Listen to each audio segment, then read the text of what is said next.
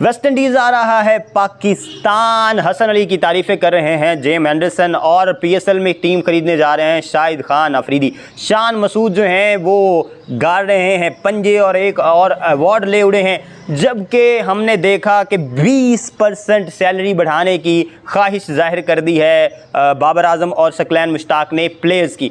अब ये 5 खबरें हैं जो ताज़ा तरीन हैं, इन्हीं 5 खबरों पे आज बात करेंगे। सबसे पहले बात करते हैं दौरे वेस्ट इंडीज़ की। वेस्ट इंडीज़ जो है वो पाकिस्तान आ रही है जून में और दौरा तय था और 3 ओडीआईज तय थे रावलपिंडी में। जबकि मौजूदा पॉलिटिकल सिचुएशन को देखें तो इमरान खान साहब 20 मई के बाद जो है वो अपना मार्च लेके जा रहे हैं रावलपिंडी की जानिब, इस्लामाबाद की जानिब, तो शायद ये मुमकिन ना हो सके और इस वजह से वेन्यू जो है वो होने लगा है चेंज। और वेस्ट इंडीज़ और पाकिस्तान के प्लेयर्स को हम देखेंगे मुल्तान में, प्रोबेबली मोस्ट प्रोबेबली जो है वो मुल्तान वेन्यू सेलेक्ट हो सकता है इस सीरीज़ का। उसके पीछे वजह यह है कि कराची और लाहौर में पीसीबी पिचेस इंस्टॉल करवा रहा है, जबकि पिंडी के हालात सूटेबल नहीं हैं।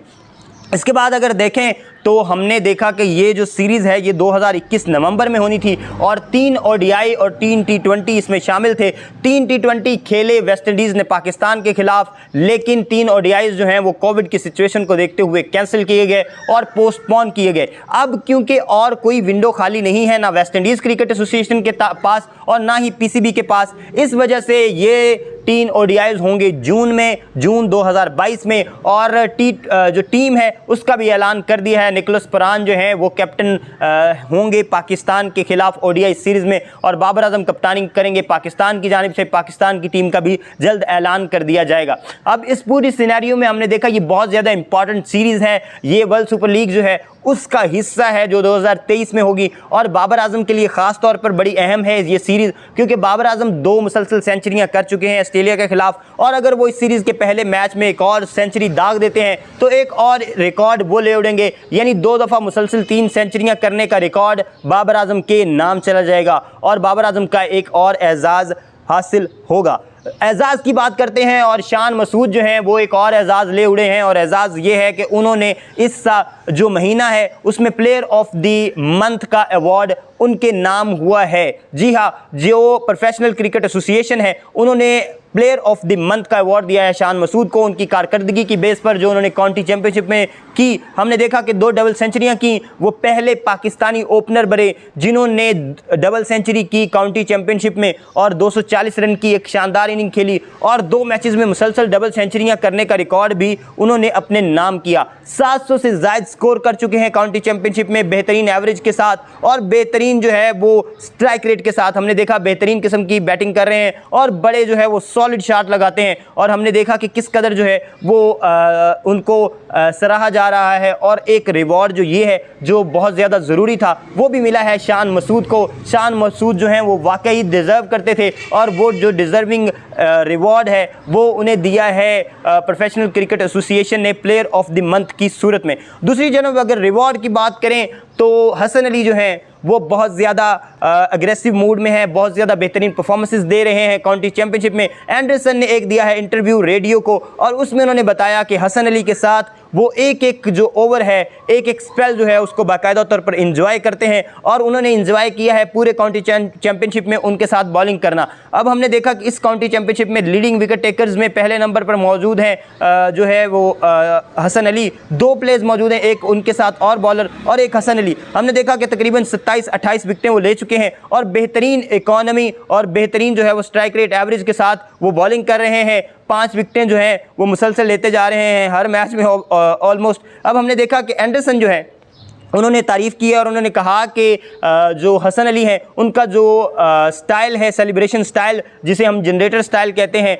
उसको उन्होंने बड़ा लाइक किया है और उन्होंने कहा कि उनकी सेलिब्रेशन स्टाइल जो है उन्हें बहुत ज़्यादा पसंद है। और वो देखते हैं कि हसन अली जो है वो हर बॉल को एंजॉय कर रहे होते हैं, हर बॉल पर अपनी जान लगा रहे होते हैं और वो थकते नहीं हैं, चाहे पूरा दिन उनसे बॉलिंग करवाएं। कैप्टन जब भी उन्हें बॉल देगा वो कभी भी इनकार नहीं करेंगे और वो पूरे जो है वो प्रोफेशनल क्रिकेटर की तरह पूरा जो है वो क्रिकेट को ना सिर्फ एंजॉय करते हैं बल्कि मुकम्मल तौर पर खेलते हैं और विकेट्स लेकर देखते हैं टीम को, और वो देखते हैं कि हर बॉल पे वो पूरा जोर लगा रहे होते हैं, और जब वो विकेट लेते हैं तो उसके बाद वो सेलिब्रेशन जो करते हैं वो बड़ी जो है वो एक बेहतरीन किस्म की सेलिब्रेशन है। उसके साथ एंडरसन ने कहा कि हसन अली मुझे बहुत सी चीज़ें कहते हैं कि वो मुझसे सीख रहे हैं, लेकिन मैंने भी बहुत कुछ जो है वो हसन अली से सीखा है, और मैंने सीखा है कि किस कदर जो है वो एग्रेशन के साथ बॉलिंग करवाते हैं वो। और उन्होंने ये बताया मजीद, क्योंकि एंडरसन की तारीफ बड़ी जो है वो मैटर करती है, 500 से ज़्यादा टेस्ट विकेटें लेने वाले एंडरसन जो है वो लेजेंड है, और उन्होंने लेजेंड कहा है हसन अली को, तो ये बहुत बड़ा जुमला है हसन अली के लिए। और उन्होंने कहा कि जब काउंटी चैंपियनशिप में अब कई बाहर से जो बॉलर मंगवाते हैं तो उसके लिए बड़ा आपको मोहतात होना पड़ता है कि क्या उसको ये कंडीशन सूट करेंगी,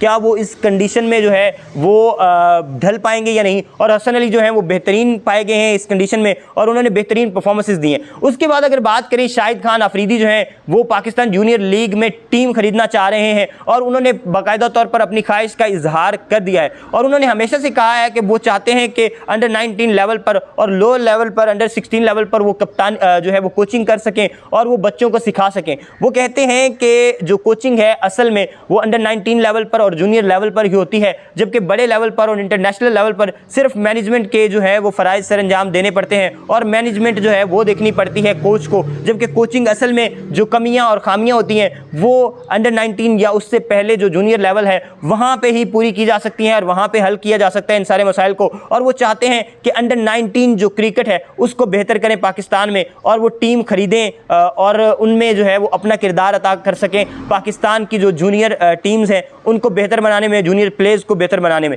अब उन्होंने कहा है कि मैंने कुछ दोस्तों से मशवरा किया है, मुझे ये तो नहीं पता कि कितनी कीमत होती है एक टीम की, लेकिन मैं पूरी तरह से तैयार हूँ कि मैं एक टीम खरीदूंगा और कोचिंग करूँगा। और अगर वो एक टीम खरीदते हैं तो जो हमें पावर हिटिंग में मसाइल आ रहे हैं, ऑब्वियसली जो है वो पावर हिटिंग के मसाइल जो हैं उसमें कुछ कमी आएगी अगर हमारे यंगस्टर जो हैं वो पावर हिटर प्रोड्यूस होते हैं तो।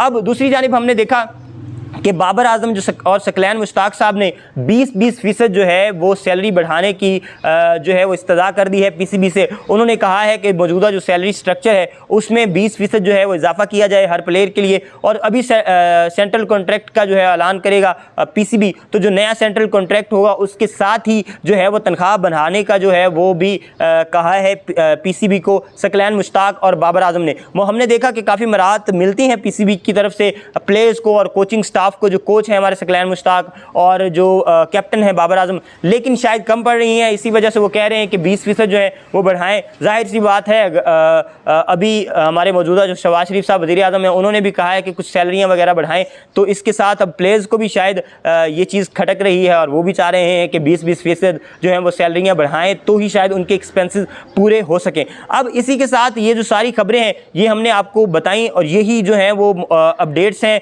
बिल्कुल जो जदीद और नई अपडेट्स हैं। नई जदीद अपडेट्स के लिए हमारे चैनल के साथ जुड़े रहें, इसको सब्सक्राइब करें, बेल आइकन को दबाएं और कमेंट सेक्शन में हमें बताते रहें, अपनी राय के जो है वो इजहार करते रहें। आपकी राय जो है वो हमारे लिए बहुत अहमियत की हामिल है। देखते रहिए क्रिक लिंक्स।